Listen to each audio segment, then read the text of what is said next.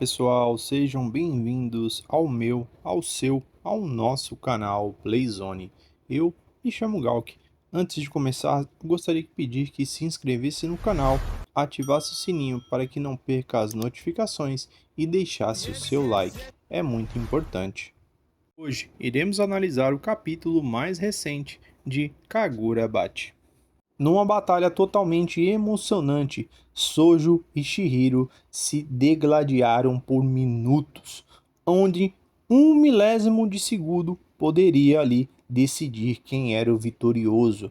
Por muitas vezes, Chihiro ficou acima de Sojo, mas Sojo estava sempre um passo à frente. Até mesmo no final da batalha, onde Sojo pensava que a vitória estava certa, por um milésimo de segundos, a gente viu que Chihiro superou os seus poderes. Ele acabou ficando muito mais forte e arriscando tudo em apenas um único ataque.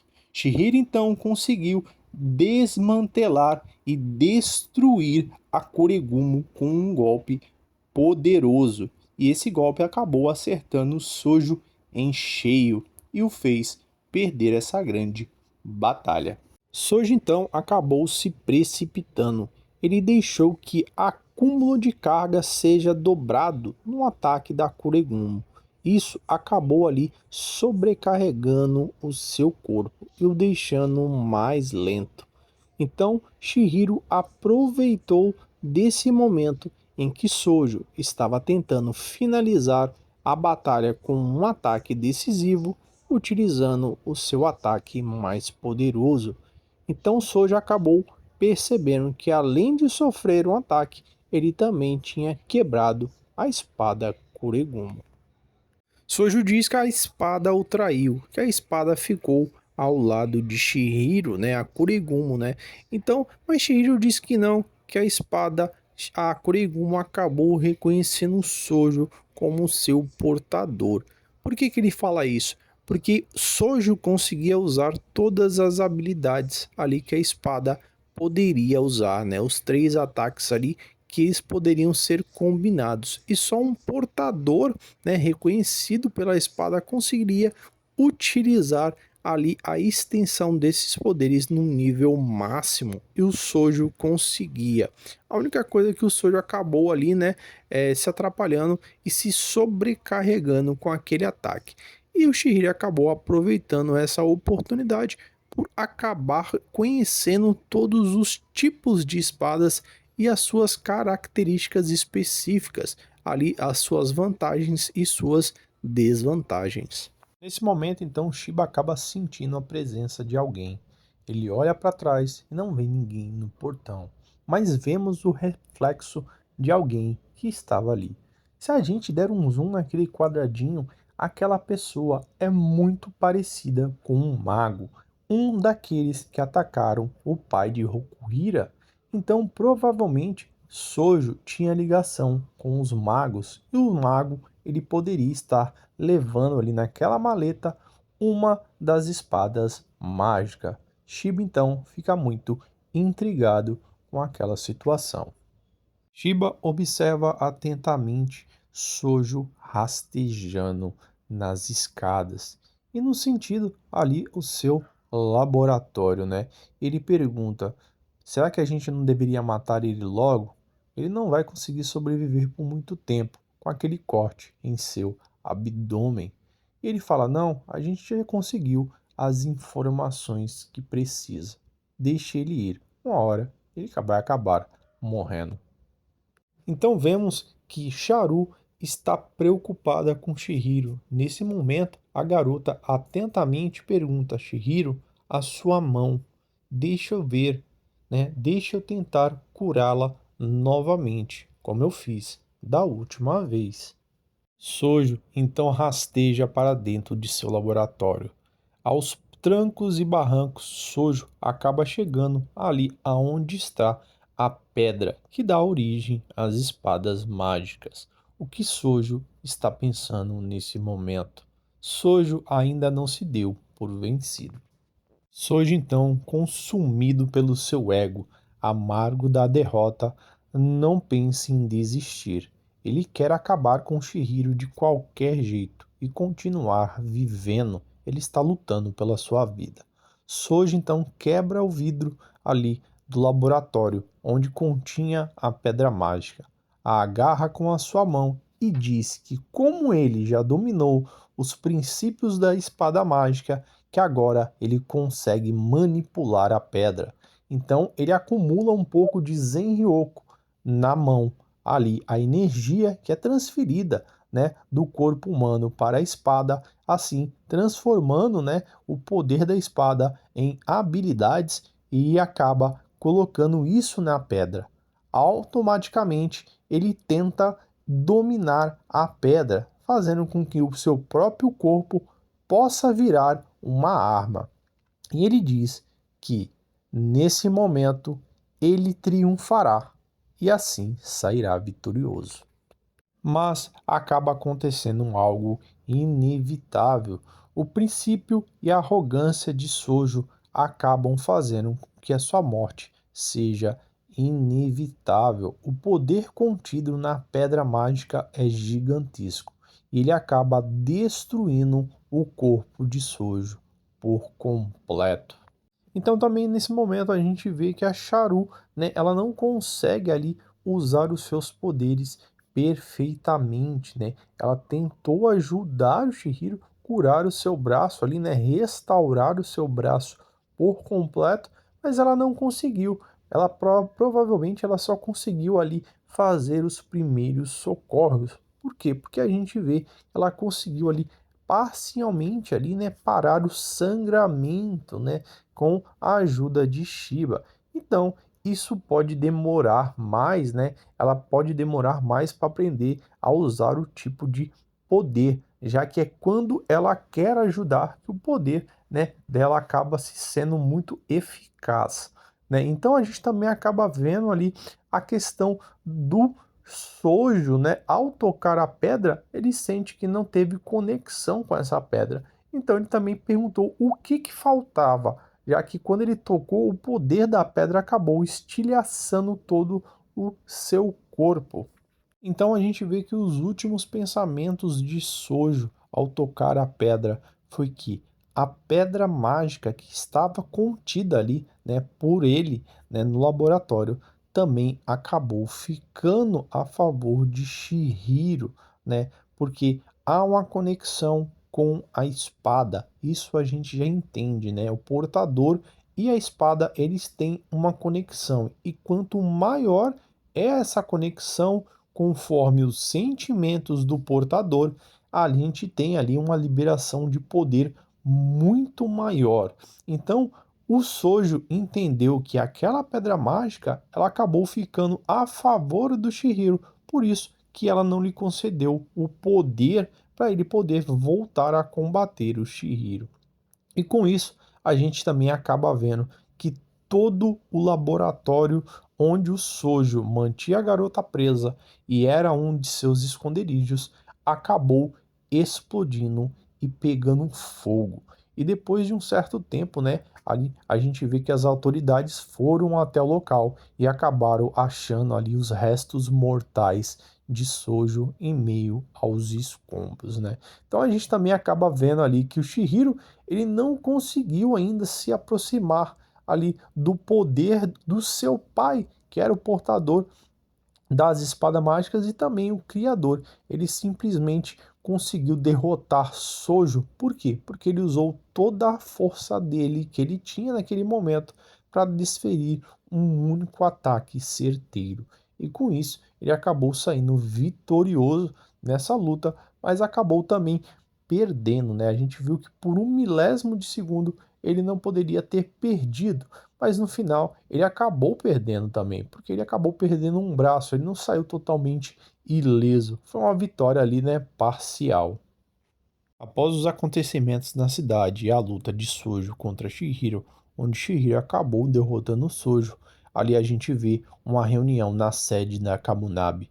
Né? A gente vê que se passam 10 dias e os líderes estão reunidos e conversando sobre os assuntos e os acontecimentos passados. Então também nessa reunião eles acabam, né, dizendo que aquela unidade que foi combater o Sojo, né, com a espada Kuregumo, 4 acabaram falecendo, né, acabaram morrendo ali cumprindo o seu dever, né. Então a gente viu que foi o Harima, o Kugara, o Uzuki e a Kashara, né. Então todos esses 4 agentes eles acabaram ali falecendo nessa luta contra Sojo, o portador da espada Kuregumo. Então a gente vê que o estrago realmente foi gigantesco, mas ali foi contido porque um outro portador da espada acabou entrando na frente e lutando também, porque senão esse estrago poderia ter sido muito maior. Então nessa reunião eles acabam discutindo, né? Eles falam que eles acabaram não perdendo ali a Hat, né? Porque ela é muito boa, mas ela acabou ali, né, se machucando, né? Eles acabam comentando ali com o Azami e o próprio Ryuki, né, que também era muito bom em batalha. Então alguns deles falam assim, ó, a gente precisa, né, da Tinuti, né, a qualquer custo. A Tinuti é uma das espadas mágicas, né? Por quê? Porque ela estava à venda no leilão, né? Então, ali o Sojo ele tinha, né, a Kuregumo e tinha a outra espada que ele estava colocando no leilão à venda, ou ao contrário, ela estava no leilão à venda porque os magos colocaram ela lá e o Sojo estava querendo comprá-la. Então, era basicamente esse o contexto da história.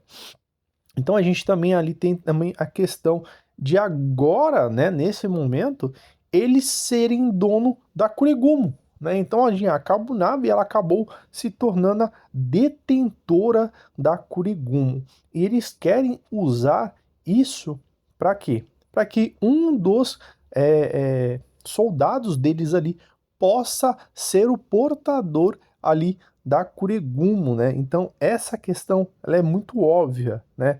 Mas a questão é, a espada não é do Shihiro? A espada não é do pai do Shihiro, né? As espadas, né? Ele não era o detentor, o portador de todas elas? Então essa questão fica um pouco estranha, né?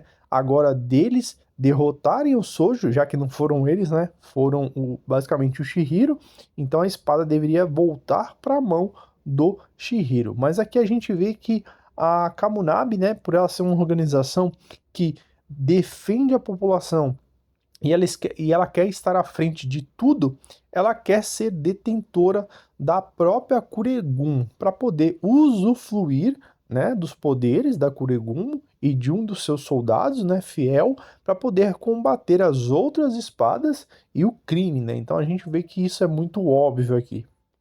Então também a gente vê ali o relato do Azami, né, falando que um dos seus soldados, né, ele acabou perdendo ali o ombro direito e um pedaço do tronco, né? Então, tipo, ele acabou sendo cortado mesmo ali quase pela metade, né? A gente vê também que o Higawara ele acabou sobrevivendo, mas ele também acabou permanecendo ali, né, inconsciente, já que ele acabou perdendo as duas pernas e perdeu muito sangue, né? Então, ali, essa conversa é sobre tudo o que aconteceu. Então, a gente vê também que um dos integrantes ali fala, ó, a gente já sabe que a espada, né, a Tinuti, ela já saiu do leilão e trocou de vendedor, né? Então, essas informações, elas já estão sendo ali, né, colocadas em pratos limpos. Ó, ela estava no leilão, saiu do leilão, foi para um outro vendedor. Ou seja, não o Sojo não está por trás de tudo. Então, tudo girava em torno do Sojo, mas ao mesmo tempo não, né? Então tinha essa conversa paralela entre organizações. Sojo não fazia parte de uma organização, mas ele também estava por trás das coisas ali no mundo do crime. Então vemos aqui o Azami pensando contrato vitalício. E aqui a gente, por essa pequena palavra, a gente já consegue entender o contexto, né? Todas as espadas mágicas, ela tem um contrato vitalício, né, com o seu portador. O que que significa isso? Significa que cada espada tem ali um contrato, né? Então o seu portador, ele acaba fazendo um contrato e esse contrato acaba liberando os poderes da espada mágica. Então, se por acaso aquele portador acabar perdendo a sua espada mágica e uma outra pessoa encontrar, ela não consegue usar esses poderes, porque o contrato ele é firmado apenas com uma pessoa. Ah, mas como é que o Sojo conseguiu então usar os poderes da Kurigun? Simplesmente o seguinte, o contexto é bem nítido, mas algumas pessoas não vão conseguir perceber isso. Por que que o Rokuhira, já que ele era o criador das espadas, ele era o detentor de todas as espadas mágicas? Porque todos os outros detentores das espadas mágicas haviam morrido nas guerras anteriores. Então, após essa morte de todos os detentores, o Rokuhira ele selou as espadas. Então, as espadas elas acabaram ficando ali sem os seus detentores. Então, apenas a espada que o Rokuhira mesmo usava, que era a dele, ele era o portador e detentor, mas as outras não. As outras não tinham nenhum tipo de contrato. Elas estavam basicamente ali, né, sem um portador. Então, qualquer um que conseguisse colocar a mão nela se tornaria o seu portador. Então, essa é a explicação lógica dessa situação que acabou acontecendo aqui, né? O pensamento do Azami.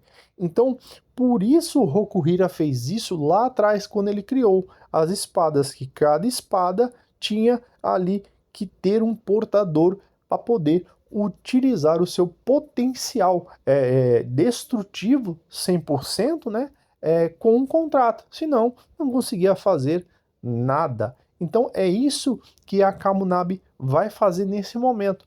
Como ela vai ser detentora da Kuregumo, eles vão firmar o contrato da espada junto de um dos seus soldados. E assim, eles vão poder utilizar ela 100%, né? E isso é a esperança deles também. Eles têm um poder militar um pouco maior.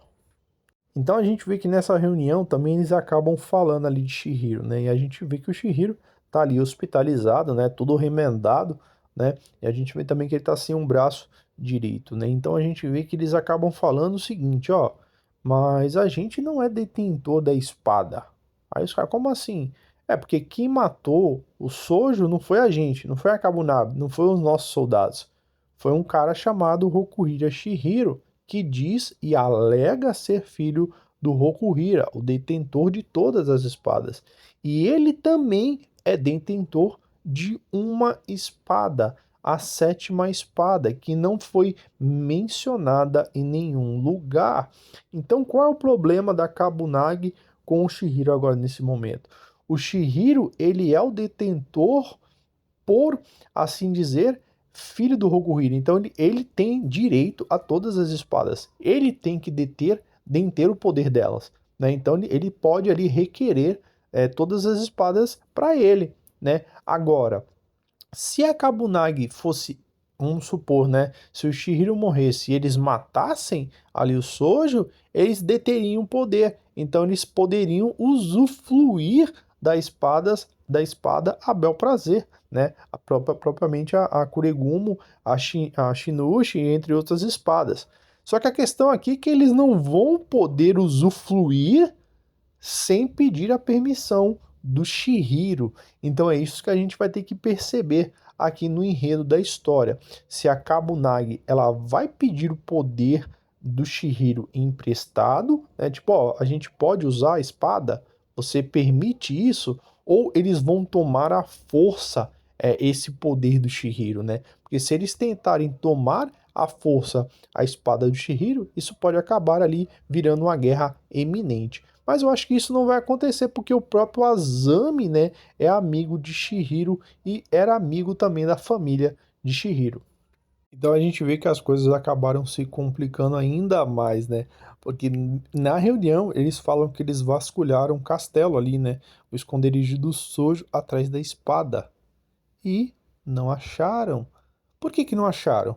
Porque a gente sabe que o Shihiro foi que derrotou o Sojo, ele acabou quebrando a Kuregumi em dois, e provavelmente ele e o Shiba acabaram levando a espada embora. Então, ao entendimento do esquadrão ali da Kabunabe, quem tinha derrotado o Sojo eram eles. Então ele falou, pô, a espada é nossa, vamos lá pegar. Não acharam nada. E eles descobriram que foi um tal de Shihiro. Então o que que a gente consegue interpretar aqui, bem detalhado, é que a Kamunabe, ela não tem ligação com o Shihiro, né? Então isso é bem crítico aqui na história, é bem visível.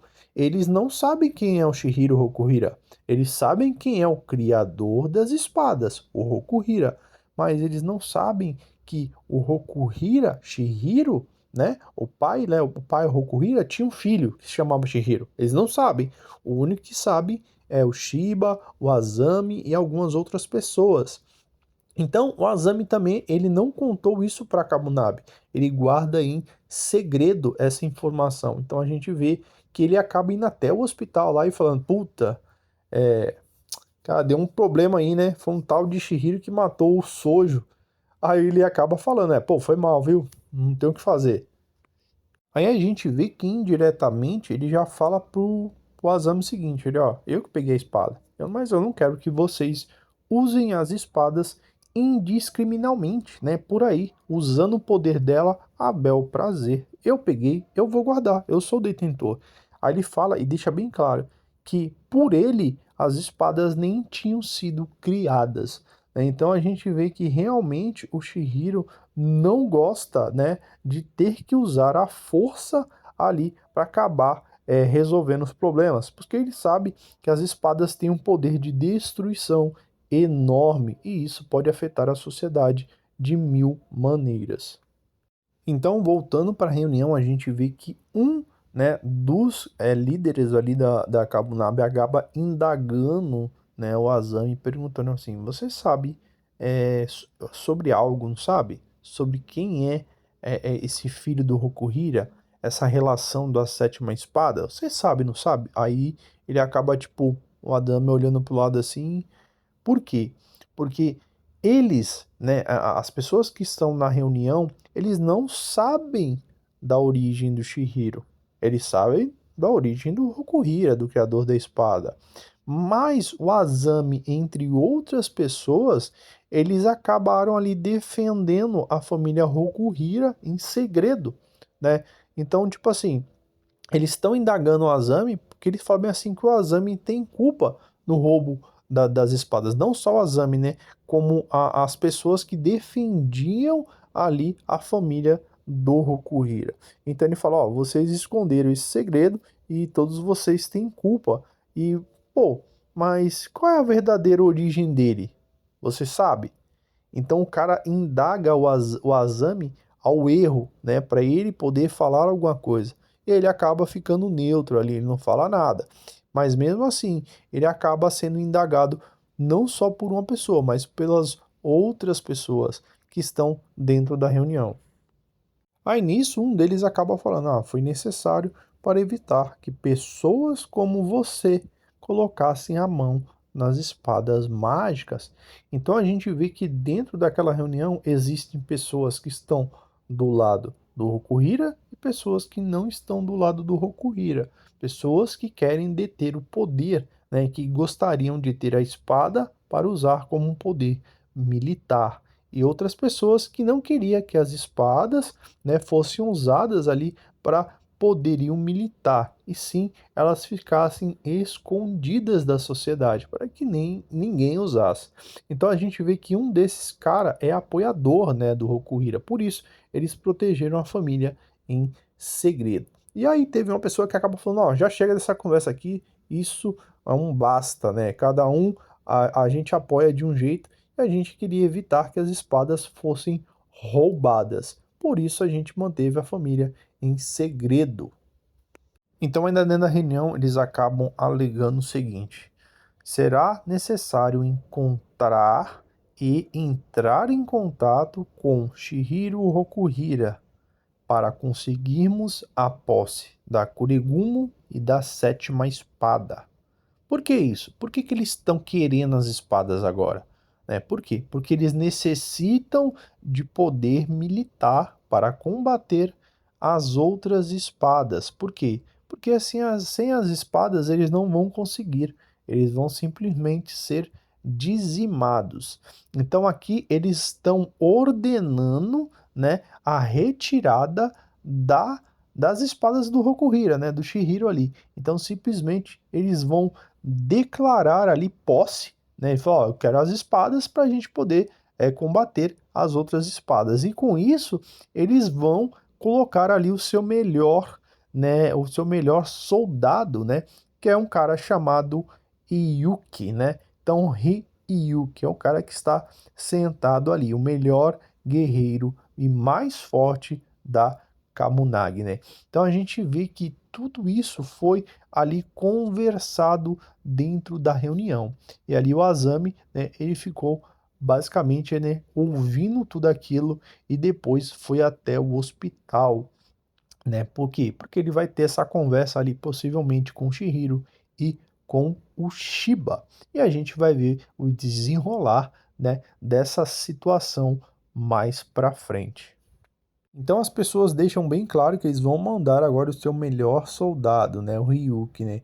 Então significa que como o Azami ele é um tenente ali, né, um superior, significa que o Ryuki ali ele está acima do Azami. Então ele é muito mais forte que o Azami. Eles deixam bem claro, ele fala, ó, você pode usar até mesmo a Enkotsu, né? Então a gente tem que ver se a Enkotsu é uma espada mágica.